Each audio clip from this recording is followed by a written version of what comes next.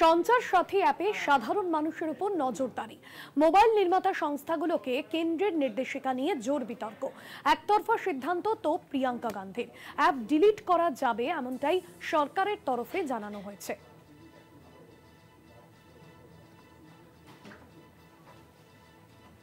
অন্যদিকে এর আগে আমরা দেখেছিলাম যে পেগাসাস নিয়ে যেরকম রাজনৈতিক মহলে একটা জোর বিতর্ক তৈরি হয়েছিল, এবার কেন্দ্রের যে নতুন নির্দেশিকা এবং যে নতুন অ্যাপ তা নিয়ে কিন্তু ইতিমধ্যেই বিরোধী শিবির আগের মতোই পেগাসাসের জুজু দেখছে।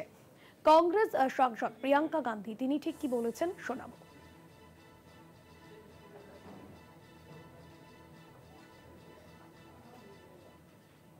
आप चाहते हो तो इसको आप एक्टिवेट करो, अगर आप नहीं चाहते तो इसे एक्टिवेट मत करो।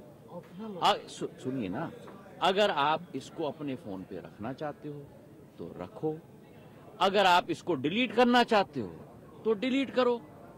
जिस तरीके से उदाहरण के तौर पे आपके फोन पे जब आप फोन खरीदते हो तो उस पे कई ऐप्स आ जाती हैं, जैसे गूगल मैप्स भी आ जाता है। अब आपको गूगल मैप इस्तेमाल नहीं करना है तो आप डिलीट कर लो, अगर आपको संचार साथी इस्तेमाल नहीं करना है तो डिलीट कर दो। ऑब्वियसली डिलीट कर सकते हो आप, कोई प्रॉब्लम नहीं है। तो बात का बतंगड़ एक मिनट, वही तो हर भ्रम को मैं तोड़ने की कोशिश कर रहा हूँ। ये कस्टमर प्रोटेक्शन की बात है और हर भ्रम को मैं तोड़ने की कोशिश कर रहा हूँ। आपको डिलीट करना है तो आप डिलीट कर दोगे, आप कोई मैंडेटरी नहीं है। आप अगर रजिस्टर नहीं करना चाहते हो, मतलब कि उदाहरण के तौर पे इस ऐप का उपयोग नहीं करना चाहते हो तो रजिस्टर मत करो, वो डोरमेंट रहेगा। डिलीट करना है तो डिलीट कर लो। पर क्या हो, एक मिनट, पर हर व्यक्ति को देश में नहीं मालूम कि मुझे फ्रॉड से प्रोटेक्ट करने के लिए, मुझे चोरी से प्रोटेक्ट करने के लिए ये ऐप है, तो हर व्यक्ति तक ये ऐप पहुंचाना हमारी जिम्मेदारी है। This is absolutely illegal. Will be completely in breach of the privacy. आपको साइबर क्राइम को डिटेक्ट करने के लिए आपको पारदर्शिता चाहिए। आप मेरा फोन में घुस के साइबर क्राइम डिटेक्ट नहीं करने सकेगा। मेरा डिटेल्स इंफॉर्मेशन देने का कोई अधिकार सरकार का नहीं है। This is totally illegal, this is totally unconstitutional. এই বিষয়ে আমরা কথা বলেছিলাম ফোন লাইনে বিশিষ্ট সাংবাদিক পরঞ্জয় গুহ ঠাকুরতা এবং পাশাপাশি আমরা কথা বলেছিলাম সাইবার বিশেষজ্ঞ সন্দীপ সেনগুপ্তর সঙ্গে। কি জানিয়েছেন তারা শোনাবো। সরকার যে নজরদারি করছে সাধারণ মানুষ, সাধারণ নাগরিকের মোবাইল ফোন, এটা আমি অন্তত মনে করি ভারতবর্ষের ইতিহাসে আমরা আগে কোনোদিন দেখিনি। তুমি পেগাসাসের কথা বললে, পেগাসাস ইসরায়েলে তৈরি সফটওয়্যার, স্পাইওয়্যার।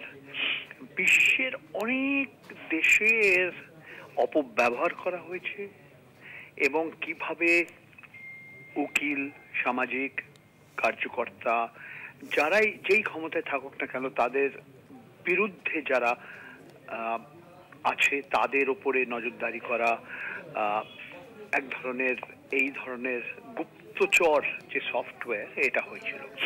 এটার লম্বা ইতিহাস। তবে এইটুকু বলতে পারি যে আজও ভারতের সবচেয়ে উচ্চ আদালত সুপ্রিম কোর্ট অফ ইন্ডিয়া এখনো ভারত সরকার সুপ্রিম কোর্টকে বলেনি যে ওরা এই সফটওয়্যারটা কিনেছে কিনা বা এই সফটওয়্যারের অপব্যবহার সাধারণ মানুষের উপরে তুমি যে ওদের সব কথা কি বলছে, কার সঙ্গে বলছে, কি মেসেজ একজন আরেকজনের কাছে পাঠাচ্ছে, কি ছবি, কি ভিডিও, সব ভারত সরকার দেখতে চায়। এখন আমরা আরো এগিয়ে গেছি। এখন ভারত সরকার বলছে যারা মোবাইল, যারা দূরভাষ যন্ত্র তৈরি করে তারা যদি তার যন্ত্র, তার মোবাইল ফোন যদি ভারতবর্ষে বিক্রি করতে চায়, এই ভারত সরকারের যে অ্যাপটা এটা ওদের বাধ্য হয়ে দিতে হবে। এবং এটা আমি মনে করি একদম বেআইনি, এবং বেআইনি না, আমার মনে হয় আদালতে তো লোকে যাবেই।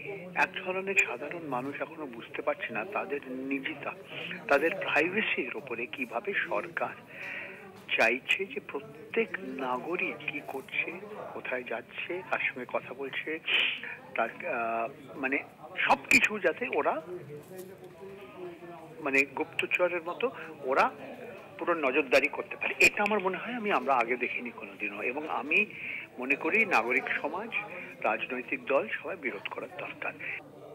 সঞ্চয়ের সাথে অ্যাপটি কিন্তু ভালো অ্যাপ, কেননা এখান থেকে অনেক সাইবার সিকিউরিটি ফিচার আছে, ফ্রড ডিটেকশন, আপনার মোবাইল হারিয়ে গেলে খুঁজে পাওয়া, কোনো ফ্রড কল এলে সেটাকে রিপোর্ট করা, আপনার যদি কতগুলো সিম কার্ড আপনার নামে আছে সেগুলো খুঁজে বার করা, এরকম অনেক ভালো ভালো ফিচার আছে। এবার প্রশ্ন হচ্ছে, যদি একটা অ্যাপ আমি আমার মোবাইলে ইনস্টল করি, আমি তাকে অনেক পারমিশন দিই, আমার কল লিস্ট থেকে আরম্ভ করে আমার ক্যামেরা থেকে, মাইক্রোফোন থেকে, সুতরাং সেইখানে একটা প্রাইভেসি কনসার্ন থেকে যায় যে এটা কি আমার মোবাইলটাকে কি কোনোভাবে কোনো খবরদারি করছে বা আমার কাছ থেকে ইনফরমেশন নিয়ে কাউকে পাঠাচ্ছে।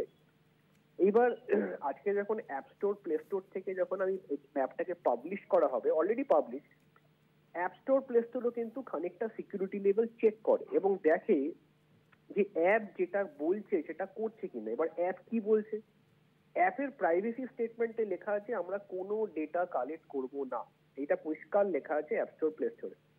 তাহলে আজকে অ্যাপল বা অ্যান্ড্রয়েড কিন্তু এইটা চেক করার পরে নিশ্চয়ই পাবলিশটা করেছে।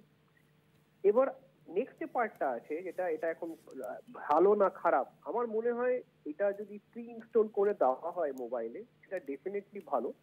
তবে গভর্নমেন্টের অ্যালাউ করা উচিত যে কেউ যদি চায় যে আমি অ্যাপ আনইনস্টল করব, সেই সুযোগটা তাকে দেওয়া উচিত। আনইনস্টল না করতে দেওয়াটা কিন্তু খুব একটা ভালো জিনিস নয়। এইটা যদি মাথায় রাখা হয় তাহলে আমার মনে হয় অ্যাপটা যথেষ্ট ভালো।